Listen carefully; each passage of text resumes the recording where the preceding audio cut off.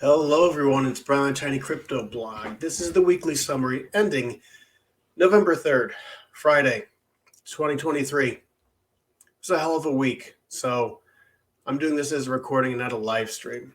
So what do we have this week? I'll give you the down and dirty. This week, coverage of the FTX trial, a tidbit on the Bitcoin ETF, and delving a little bit into Jesse Meyer's latest post. So let's get started. So, FTX, what has happened here with FTX? Go to it. Yesterday, he was found guilty on all 7 counts. What does this mean as far as the case goes? Well, we'll see what the full sentencing is. I actually, the last day or two, watched some videos that talked about FTX and SBF. One of them was by Bloomberg, a little over an hour. Another one was by just some video maker, makes high quality productions anyway. His was okay. It wasn't too biased. The Bloomberg had some bias in it. And then I watched a short one that went more into the events around FTX and its collapse last year that was made by CNBC. And the general gist I get from this, it reinforces some points and also adds some points. The idea I get is that I don't know it doesn't feel like SBF had a maliciousness about him. It does seem like when it comes to how he plays by the rules, he did not have strong boundaries to guide him and say, well, this is a little risky. He was determined to achieve whatever it was. If it was I forget what it's called, that society, the altruism thing, the enlightened altruism, I think it was. Yeah, he did it without acknowledging the boundaries that risks posed. Between how things were run, how shoddily it was. Yeah, it was doomed from the start. It was just a poorly run operation where risk was not properly accounted for. And then when things happened, they were caught with their pants down big time, and a lot of people suffered because of it. The next little tidbit, Bitcoin ETF news. So there's an article that ties in. I will bring this one up. BlackRock's Bitcoin ETF might have trading support of heavyweights, Jane Street, Jump, and Virtue. These are market makers. A market maker is essentially an entity that has an asset and they provide liquidity for an exchange. For example, with the crypto exchange, you can hire a market maker, or I don't know if you still can, but if you go back a ways, back in the a couple cycles ago, 2017, 18, you could hire a market maker who would essentially provide, if you had a lot of buyers, they would provide they would have a bag of coins to provide sells in a executed trade. Excuse me, allergies. If there's a lot of selling, they'd provide the buying. And essentially, they would provide liquidity so that trades could be executed on your exchange. And it's the same thing with, in this case, with the Bitcoin ETF, they would be a source of Bitcoin. BlackRock, or pretty much any fund for that matter, or investment house that has a Bitcoin ETF, they would be able to use this market maker of who acquires Bitcoin from the over-the-counter market, retail, directly from miners, hard to say. There was a Preston Pish video. It was a 4-person conversation talking on numerous topics, but one of them was the Bitcoin ETF. And this particular article and the liquidity was mentioned. And the one thing that this was pointing out was that it's just another step in the process where and one of the gentleman's assessments was if this wasn't going to happen, the things that have gone on from the ticker listing to the comments period to the news about the market makers, these things would not be happening. As a person who's been in the weeds since early 2017, it's really interesting to actually think that we're going to have a Bitcoin ETF.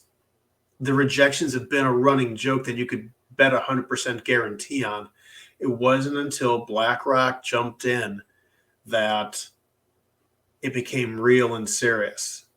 So with all the signals that I have, I'm led to believe that it is. And as far as what this will do to two components, the price of Bitcoin and also the demand side within the larger picture of adoption. On the price side, once the Bitcoin ETFs are announced as being approved, there will be a window of time before they go live and start trading on the exchanges or just exchange, depending.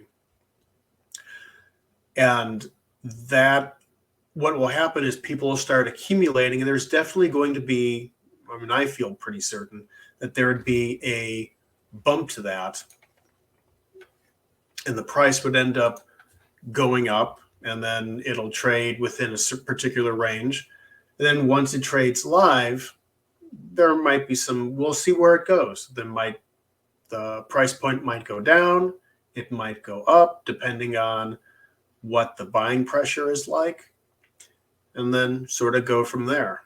But I definitely could see that, a lot of people would be front running the ETFs. A lot of people, especially a lot of hedge funds, will be taking those gambles and they'll be jumping in, looking to cash in.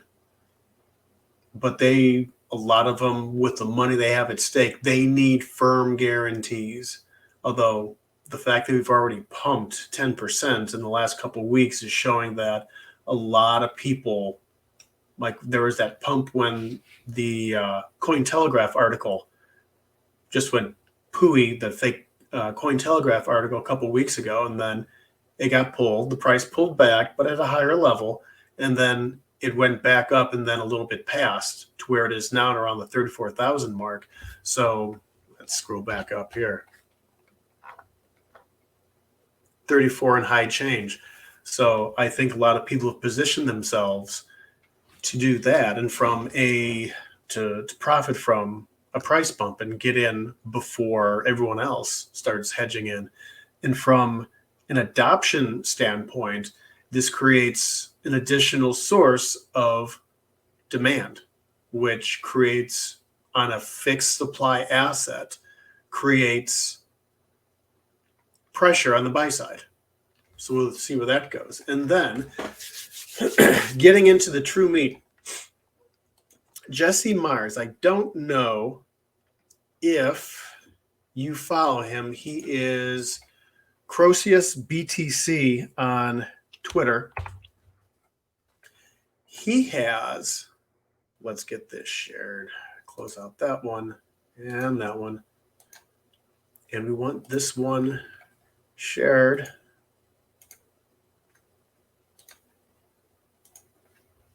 There we go. Now, I apologize. I just realized that I don't think that the Bitcoin ETF article had posted up. My apologies. Okay, here we go. Jesse, I like Jesse because he has very insightful pieces that he publishes. And he's also very modest and humble, and I appreciate that, where he's not a person that is taken by the fandom and stuff. I think he kind of wanted to keep kind of a quiet profile, and then when he revealed who he was, it's like, okay, might as well take that leap. So he brought up in this recent piece on his Once in a Species blog, why the yuppie elitists miss Bitcoin. And I'm just going to scroll down right to the point. He starts with an example talking about one of his friends. The guy is MBA, He's smart. He's intelligent. He does good things. But as he says, he's resistant to Bitcoin. Why? And I think one of the big things, we will continue reading, is that it comes down to trust. At the heart of liberalism is a belief that the system can work, even if it could just be architected well enough and administered competently and compassionately.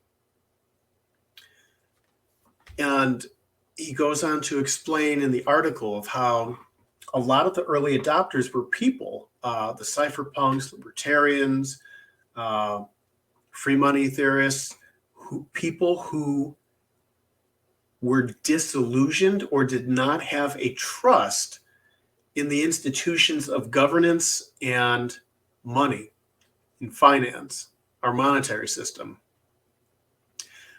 I would include myself in one of those camps where when Bitcoin came out, I learned, it's a digital money that central banks and governments can control. Okay, cool. Which in my mind, that's interpreted as it can't be manipulated like our current monetary system is. And then as time went on, I started getting into the nuts and bolts. I had my aha moment and then fell down the rabbit hole of learning. And then here I am today. And Jesse goes on saying a lot of the people who were believers and people had jumped in the last cycle, they were Republicans because they tended to be more skeptical, especially after all of the silliness that happened during COVID. It made a lot of skeptics and killed a lot of the trust that people had, primarily on the socio-political right, partly because they weren't the ones in power and the ones doing all the things. It was the other team. But also, too, rightfully so, the things that were being done, they were egregious things done against just basic human rights. And so there was a motivation for them to embrace that. And the people who poo-poo Bitcoin the most are the people who still believe in the system. Usually it's people on the social political left, Democrats. They have, and I can say this just from firsthand experience of people that I know, both in family and friends, there is that skepticism where if you're someone who is skeptical about Bitcoin, you will have seen this for what it is. It's a new paradigm. It is neutral money. It is a neutral protocol. It is your enemy's money, but it's also your money because it can't be gamed to anyone's benefit.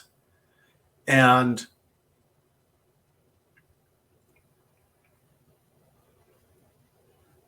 any and every other reason that someone would jump in and say, this is why I like Bitcoin, where it's not just about the money, it's about what it enables in human behavior, in human interaction and activity.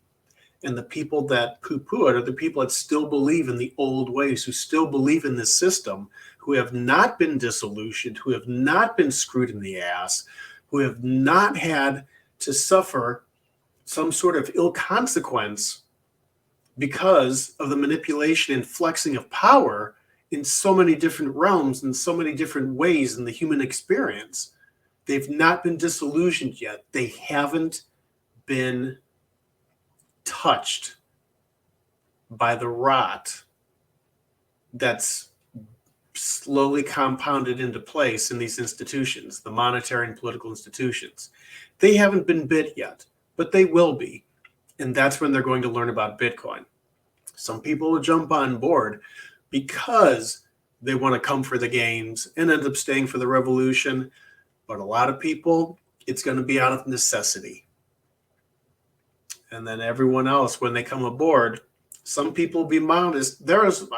Jesse Myers is one of these people where before he poo-pooed Bitcoin, but then once he started looking into it, he realized, this is a really good thing. Wow, this is a really good thing.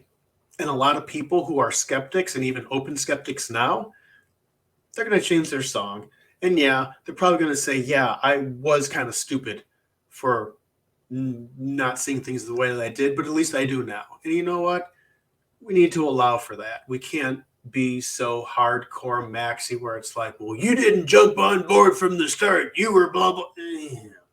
Anyway, and it's interesting because when I think about a lot, as far as where this article stands out, a lot of what Jesse had in here very much goes, there we go, very much goes into the mentality that it doesn't explain everything, but it's a very useful overlay that it does explain a lot of people's viewpoints, the people who are adopters and are believers and are advocates, and those who still question it, who are skeptical. So, I tell you, this week, look at, I got the headline, the meat, and then I'll also throw in this, onceinaspecies.com, on Twitter, Croceus_BTC. He's good to follow. He also shows up a lot on Marty Bent's TFTC, discussions when there's multiple people on there, like a round table. He'll show up on there. And then, yes, I want to do a tie-in back with the ETF, in which if you're worried about missing out, or even if ETF aside, just with the price action, when you're in a bull, going into the front end of a bull market, the best thing to do, and this, not a financial advice, but if a friend were asking me, this is what I'd tell them, is just do dollar cost averaging. Because when the price goes up, you don't have to worry that you're going to miss out, because you are set with that daily or weekly or monthly buy. More frequently you're able to do it, the more you're able to catch the price fluctuations, especially when there's pullbacks to the downside. But if you've got your DCA and you're buying, you don't have to worry about, on a longer term scale, missing out, because you're already invested. And when the price goes down and you don't know how to time, you don't have to worry about timing it to try and get the most bang for your buck, because you're dollar cost averaging. So, I'll have to put in the show notes, and I've got it on Twitter, but Strike came out with more features. So if you wanted to send a wire for $250,000 and immediately cash that out for Bitcoin, you can do that. If you want to do dollar cost averaging, because right now, well, prior to right now, what you'd have to do is you'd link a bank account, draw the money from the bank account to your Strike app, and then from that little pot, you do your DCA, and it withdraws a little every day. And I've been doing that, just withdrawing that every week. Now you can do it where you can do a DCA, and then the transaction directly pulls on the back end from whatever bank account or source of funds that you have. And then they also, I didn't realize, they had a function where what they did, you might remember in 2021, there were a few NFL players. I think one of the guys was with the Bengals, and you could get yourself paid in Bitcoin. And the way it worked was, like if you work for a company, in most cases, if you don't get a cash or a physical check, you have your paycheck gets debited and direct deposited directly into your bank account. Well, what they would do is, instead of using your bank, you would use their bank. And then when the money goes, it goes to Strike's bank and then gets divvied up into cash, which at the time, and this was late 2021, you'd have to deposit that, move that and deposit into a connected bank account, an extra step, but then also whatever wasn't allocated for cash going to the bank account and going into your app would directly buy Bitcoin. So if you wanted 5% of your paycheck to be paid in Bitcoin, you could do that. If you wanted your entire paycheck to be paid in Bitcoin, you could do that because it would hit your employer's bank, would hit Strike's bank, and then Strike, if you'd have the execution, it would purchase the Bitcoin, boom, in your app. There you go. And then if you wanted to live on a true Bitcoin standard, they have functionality within the app for bit refill, where a lot of companies and stores that you can use Bitcoin to directly buy and pay cash. All the things are done in the back end where it converts the Bitcoin to the to whatever it is, good or service you're buying. And they also have a capability, it's getting a little more technical. I have to watch the video a few more times and really absorb it. But you can use the Lightning Network. I think it's the same thing with Bitrefill, is that you're using Bitcoin in your wallet through Lightning to be able to work with Bitrefill. Basically, if you're living out getting paid in Bitcoin and living off of it, you can use Bitrefill to buy the things that you need. So yeah, Fold or Strike, they're killing it. They're killing it. I mean, Jack Mallers is killing it. So definitely look into that. I've got a referral link in the show notes where I think you get 10,000 sats or $5 if you sign up and start using the service. And then, as always, another good way to stack is using the Fold card, where you can use that as a debit card. You can also use the app to purchase gift certificates where the rebates are paid straight in Bitcoin, and you can have that Bitcoin, withdraw it, go straight to cold storage, go to your hot wallet, however you choose. And of course, when you shop online, you can use the extension Lolly, which I believe they're set up for Apple and the Apple browser. I think that's Opera. Don't quote me. I don't use Apple, so I don't know what's native to the platform. If you use Chrome or Brave, which are both built on the Chromium platform, you can use Lolly. I've used it. It's great. You can also download the app for your phone. They've started using, you can get rebates for in-store purchases, not just online. And yes, those are great ways to start building up your stack. So with that, I am going to wrap up and say yes. You can follow Tiny Crypto Blog on all the media platforms listed in the show notes. Be well, everyone. Talk to you soon.